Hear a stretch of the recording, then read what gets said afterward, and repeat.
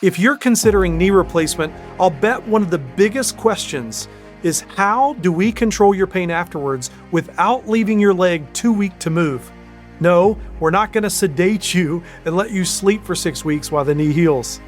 Here's how we do it, and it comes down to numbing the knee from 2 directions while protecting the muscles you need to walk.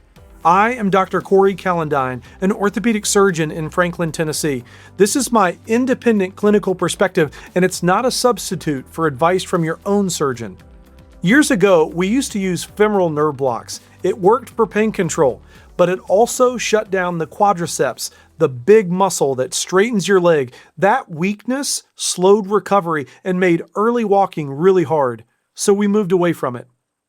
Today, we start with an adductor canal block. It numbs the sensory nerves over the front of the knee, right where your incision is, but it works below the point where that nerve dives into the quad muscle, so you get the pain relief and you keep your strength. The catch is the adductor canal block helps with pain over the front of the knee, but it does very little for the back of the knee. And when that block was the only block we used, a lot of patients told me their pain was significant behind their knee and down the top of their calf. That is the gap that the iPACK block fills. The iPACK block numbs a separate group of sensory nerves that sits on the back of the knee, covering the posterior aspect of the knee and down into the calf. Put the 2 blocks together, and you have the front and the back of the knee covered without blocking the nerves that control your muscles.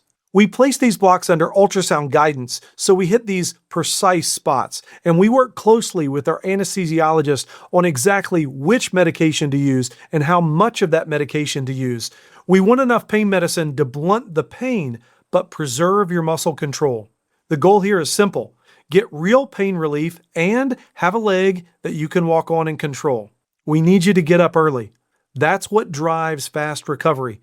But here's the thing, these blocks are strongest in the first day or 2, which is part of the reason why those early days can feel surprisingly good. As they wear off over the first couple of days, you'll feel more, and that's normal. Combine that with the normal swelling response to surgery, and days 3, 4, 5, and 6 can be the toughest.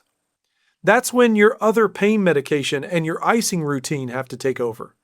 So when people ask, how does a knee replacement today hurt so much less than the one that their parent had or someone they knew? A big part of that answer is this: a layered, muscle-sparing way of numbing sensory nerves over the front and back of your knee. If you want to talk through your own knee replacement, we put all kinds of info on the channel, or you can find me in the description below. Thanks for watching.